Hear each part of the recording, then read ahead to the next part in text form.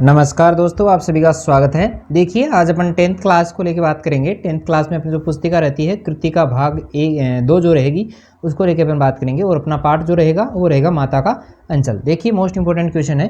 पहला प्रश्न है कि माता का अंचल नामक कहानी के लेखक जो है वो कौन है। तो इसका राइट आंसर जो रहेगा वो रहेगा शिव पूजन सहाय। देखिए, जल्दी जल्दी जो है मैं प्रश्न करवाऊंगा, ज़्यादा समय इसमें वेस्ट नहीं करूँगा। देखिए, अगला प्रश्न जो रहेगा, एक बात और बता दूं कि विज्ञान का जो आज पेपर लगा था वो बहुत ही सरल आया था। उस पेपर को मैं जो है इसका भी वीडियो बना दूंगा, ठीक है।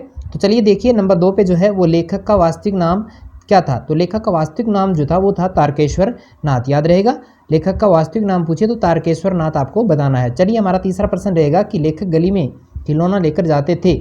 किसका खिलौना लेके जाते थे भाई? तो यहाँ पर आपका राइट आंसर होगा काठ का घोड़ा लेके जाते थे। अगला प्रश्न है कि चिचोरी करना। चिचोरी करना मुहावरे का अर्थ जो रहेगा वो रहेगा विनती करना। चिचोरी करने का मतलब होता है विनती करना। चलिए, हमारा पांचवा जो प्रश्न है, देखिए पांचवा जो प्रश्न रहेगा कि भोलानाथ पूजा के समय, भोलानाथ जो था वो पूजा के समय मस्तक पर जो तिलक लगाते थे वो किसका लगाते थे? तो मस्तक पर जो तिलक लगाया जाता था वो लगाया जाता था भभूत का, ठीक है, याद रहेगा। चलिए, नेक्स्ट हमारा जो प्रश्न है कि रिक्त स्थानों की पूर्ति कीजिए। देखिए, रिक्त स्थानों की पूर्ति में अपना जो पहला प्रश्न रहता है कि लेखक के साथियों में सबसे ज़्यादा दीठ जो था वो कौन था। तो इसका राइट आंसर जो रहेगा वो रहेगा बेजू। बेजू जो था वो सबसे ज़्यादा दीठ था, ठीक है। अगला प्रश्न है कि लेखक का बचपन में सबसे अधिक जुड़ाव जो था वो किससे था। तो किससे था? बाबूजी से था, ठीक है। अगला प्रश्न है कि भोलानाथ और उसके साथी जो थे वो अपना घरौंदा के जो किवाड़ थे वो किससे बनाते थे? किससे बनाते थे भाई? दिया सलाई से बनाते थे, ठीक है, समझ में आया होगा। चलिए, अगला हमारा जो प्रश्न है कि लेखक बचपन में अपने पिताजी के साथ खेलता था। क्या खेलता था भाई? कुश्ती खेला करता था। अगला प्रश्न है कि लेखक के पिता गंगा जी में मछलियों को खिलाते थे। क्या खिलाते थे? आटे की गोलियां खिलाया करते थे, ठीक है, याद रहेगा। चलिए, अगला हमारा प्रश्न रहेगा प्रश्न नंबर 16 कि माता का अंचल पाठ किस उपन्यास से लिया गया है। तो माता का अंचल जो पाठ है वो जो अपने लेखक रहेंगे उसकी देहाती दुनिया का जो अंश है उससे ये लिया गया है, ठीक है। चलिए, अगला प्रश्न है कि बचपन में लेखक और उसके साथियों के खेल कैसे हुआ करते थे। तो बचपन में उनके साथियों के खेल जो थे वो नाटक के जैसे हुआ करते थे, मतलब नाटक जैसे ही लगते जैसे कोई बच्चे कोई नाटक खेल रहे हैं उसके जैसे वो लगा करते थे। अगला हमारा प्रश्न है कि मकई के खेत में किसका झुंड चर रहा था। किसका झुंड चर रहा था भाई? मकई के खेत में जो था वो चिड़ियों का झुंड चर रहा था। चिड़ियों का चर रहा था भाई, बकरियों का नहीं चर रहा था, ठीक है, याद रहना है। चलिए, अगला प्रश्न है कि लेखक के लहूलुहान होने पर घाव पर क्या थोपा गया, क्या लगाया गया था भाई? तो आपको पता होगा कि उसकी माँ ने जो है वो घाव पर जो है हल्दी पीस कर लगाई थी, ठीक है, हल्दी का लेप जो था वो लगाया था, ठीक है, याद रहेगा। 20वां प्रश्न है, अगला प्रश्न रहेगा कि पाठशाला में बच्चों की शिकायतें किस व्यक्ति ने की थी। तो शायद मूसन तिवारी ने की थी, ठीक है। चलिए, मूसन तिवारी ने जो थी वो इसकी शिकायत की थी, ठीक है, समझ में आए होंगे छोटे वाले क्वेश्चन। चलिए, अगला हमारा जो पार्ट रहेगा वो रहेगा जॉर्ज पंचम की नाक। तो जॉर्ज पंचम की नाक के जो प्रश्न उत्तर हैं उनको लेके अपन बात करते हैं। देखिए, पहले अवश्य वाले क्वेश्चन जो है उनको लेके अपन बात करते हैं। सबसे पहला प्रश्न है कि समाज में नाक किसका प्रतीक माना जाता है। किसका प्रतीक माना जाता है भाई? समाज में नाक जो है वो इज्जत का प्रतीक माना जाता है, ठीक है, समझ में आया होगा। चलिए, नेक्स्ट हमारा क्वेश्चन है कि जॉर्ज पंचम की नाक नामक कहानी के अनुसार कहाँ की रानी जो थी वो भारत आने वाली थी। कहाँ की आने वाली थी भाई? इंग्लैंड की। इंग्लैंड, याद रहेगा, ठीक है। चलिए, अगला प्रश्न जो रहेगा तीसरा प्रश्न कि जॉर्ज पंचम की नामक पाठ के लेखक का नाम आपको बताना है। तो जॉर्ज पंचम की नाक लेखक का पाठ का नाम जो लेखक का नाम जो रहेगा वो रहेगा कमलेश्वर। क्या रहेगा? कमलेश्वर। चलिए, हमारा चौथा प्रश्न जो रहेगा कि प्रस्तुत कहानी में मूर्तिकार ने किन बच्चों का उल्लेख किया है। किन बच्चों का किया भाई? 1942 में शहीद होने वाले बच्चों का। देखिए, यहाँ पे जो है 1942 में शहीद हुए बच्चों का है वो सचिवालय में शहीद हुए थे, उन बच्चों का आपको याद रखना है, ठीक है।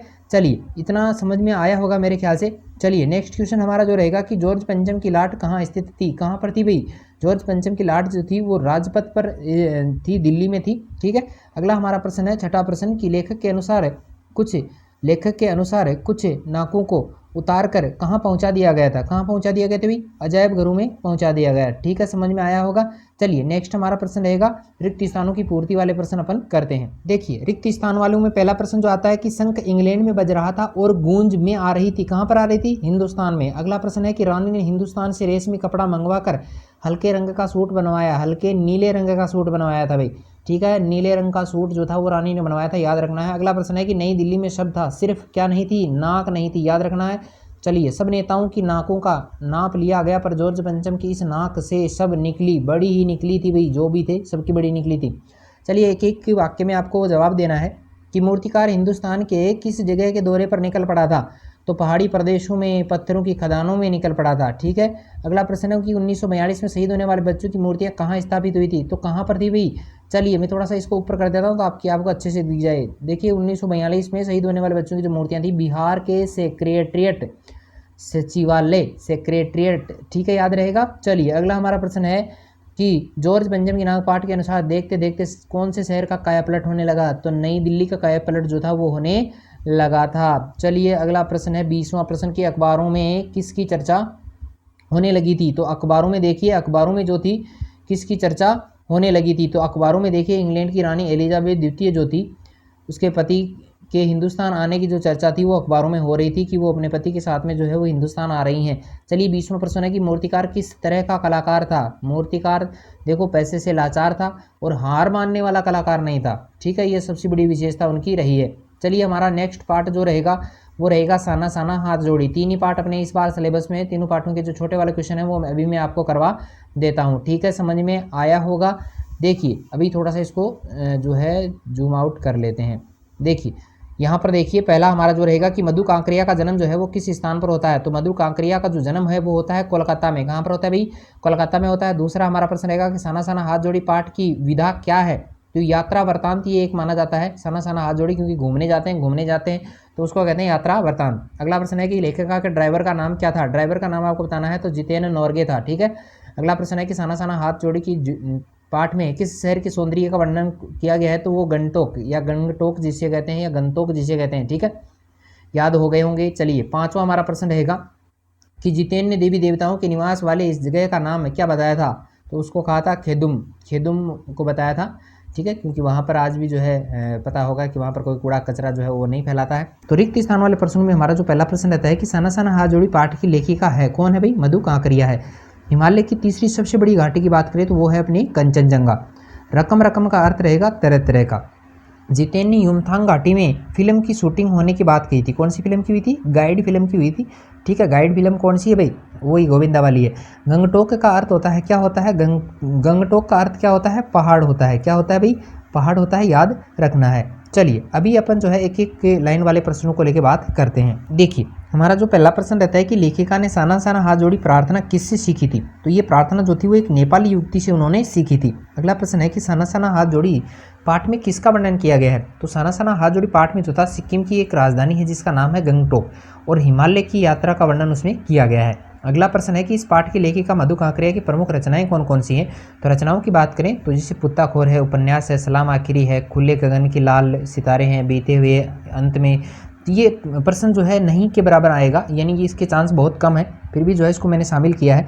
चलिए अगला हमारा प्रश्न रहेगा कि पहाड़ी कुत्तों की मणि ने क्या विशेषता बताई, पहाड़ी जो कुत्ते होते हैं उनकी विशेषता क्या बताई थी मणि ने। ठीक है, तो उसकी विशेषता जो थी वो ये बताई थी कि ये कुत्ते जो हैं वो केवल चांदनी रात में ही भौंकते हैं। ठीक है, अंधेरी रात में भौंकते नहीं है। अगला प्रश्न है कि गंगटोक में सुबह आंखें खुलते ही लेखिका बालकनी की ओर क्यों दौड़ी, क्योंकि देखो आँख खुलते ही लेखिका बालकनी की तरफ दौड़ती है और क्योंकि उसे क्या देखना था, कंचनजंगा को देखना था जो वहाँ से दिखा भी नहीं था। अगला प्रश्न है हमारा कि गंगटोक की सुंदरता का कारण क्या था, गंगटोक की सुंदरता का क्या कारण था। गंगटोक के जो निवासी थे वो प्रकृति और परिदृश्यों की पूजा करते थे। उनकी मान्यता थी कि जो भी यहाँ गंदगी फैलाएगा उसकी मृत्यु हो जाएगी, इसलिए गंगटोक की जो सुंदरता थी वो वैसी की वैसी बनी हुई थी। ठीक है, मेरे ये सवाल आपको कैसे लगे मुझे कमेंट करके जरूर बताएं। आगे के जितने भी पार्ट बनते हैं उन सभी पार्टों के मैं इस प्रकार के सवाल लेके आऊँगा। तो आज के लिए इतना ही, मिलते हैं फिर एक नई वीडियो के साथ में, तब तक के लिए धन्यवाद।